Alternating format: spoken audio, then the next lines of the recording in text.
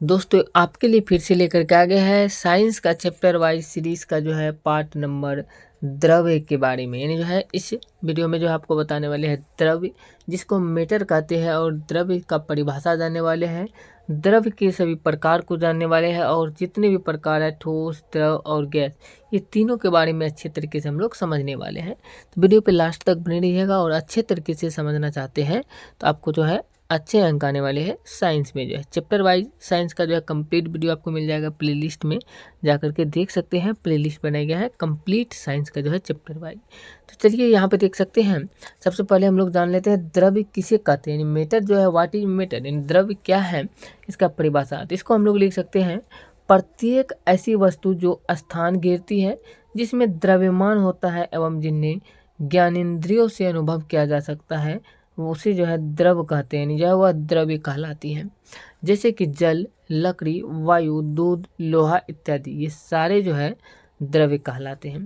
फिर से बता देते हैं, ऐसी वस्तु जो स्थान घेरती है, जिसमें द्रव्यमान होता है एवं जिन्हें ज्ञानेंद्रियों से अनुभव किया जा सकता है, वह द्रव्य कहलाती है। और एग्जाम्पल के लिए जल हो जाएगा, लकड़ी हो जाएगा, वायु, दूध, लोहा इत्यादि, ये सारे जो है मैटर कहलाते हैं, यानी जो है द्रव्य कहलाते हैं। अब बात करें तो भौतिक अवस्था के आधार पर जो है सामान्यतः द्रव्य 3 प्रकार की होती हैं। सामान्यतः जो है 3 प्रकार की होती है, लेकिन इसका जो अवस्था बात करें तो 5 अवस्था होता है। जैसे देख सकते हैं ठोस हो गया, सॉलिड कहते हैं ठोस को, द्रव जिसे लिक्विड कहते हैं, और गैस जिसे गैस ही कहते हैं। तो ठोसों का आयतन व आकार निश्चित होता है। ठोस जो होता है, ठोस की परिभाषा की बात करें तो हम लोग बोल सकते हैं ठोस का आकार, ठोस का जो होता है आकार और आयतन दोनों निश्चित होता है। अब बात कर लेते हैं हम लोग द्रव्य के बारे में बात करते हैं। यहाँ पे द्रव्य के बारे में बात करें तो द्रव्य में देख सकते हैं द्रव्य जो होता है, द्रव्य का आयतन तो निश्चित होता है परंतु आकार अनिश्चित होता है।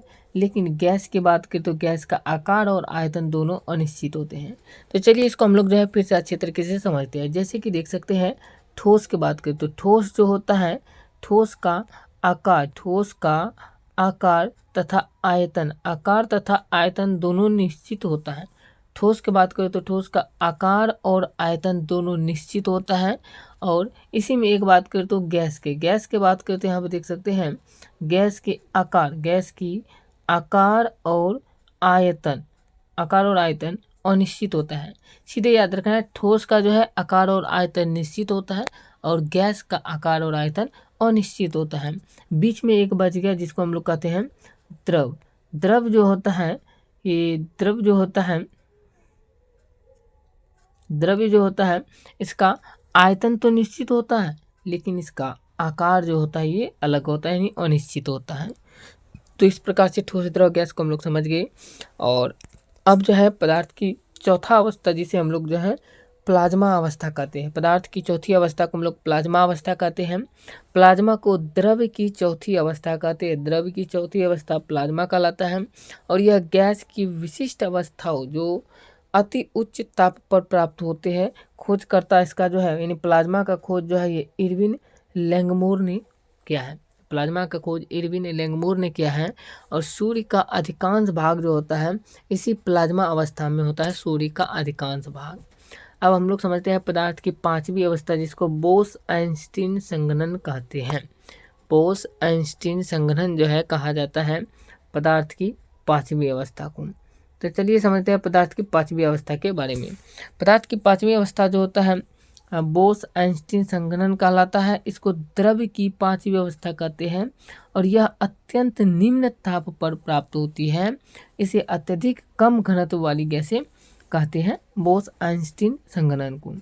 अब बात करें तो यहीं पे क्वेश्चन कहा जा रहा है किसी पदार्थ की अवस्था यानी ठोस, द्रव और गैस, इसके अंतराण्विक बल जो होता है, इसके अंतराण्विक बल पर जो है निर्भर करता है। किसी पदार्थ की अवस्था जो होता है उसके अंतराण्विक बल पर निर्भर करता है, चाहे वो ठोस हो, द्रव हो और या गैस हो, किसी का भी। अगला क्वेश्चन है यहीं पे रासायनिक संगठन के आधार पर पदार्थ को 3 भागों में बांटा जा सकता है। पदार्थ जो होता है इसको रासायनिक की बात करें तो रासायनिक संगठन के आधार पर पदार्थ को 3 भागों में बांटा जाता है। एक को कहा जाता है तत्व, दूसरा को कहा जाता है यौगिक और तीसरा को कहा जाता है मिश्रण। इस प्रकार से बात करें तो अब हम लोग जो है आगे के टॉपिक में जो है तत्व, यौगिक और मिश्रण को भी कंप्लीट करने वाले हैं। यहाँ पे बात करें तो जल तीनों भौतिक अवस्था में रह सकता है। जल जो होता है जिसका सूत्र होता है H2O, जल का सूत्र है ये H2O। और ये जल जो है ये तीनों अवस्था में रह सकता है, भौतिक अवस्था में रह सकता है, यानी जल के तीनों अवस्था में, ठोस, द्रव और गैस तीनों अवस्था में रह सकता है जल की बात करें तो।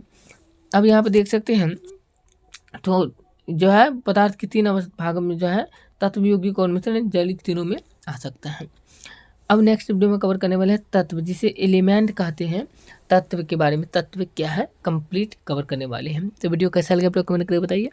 अगर अच्छा लगा है तो वीडियो को लाइक कीजिए। ऐसे वीडियो को देखने के लिए चैनल को सब्सक्राइब कर लीजिए। प्लेलिस्ट में जाकर के साइंस का चैप्टर वाइज कंप्लीट सीरीज देख सकते हैं। जय हिंद।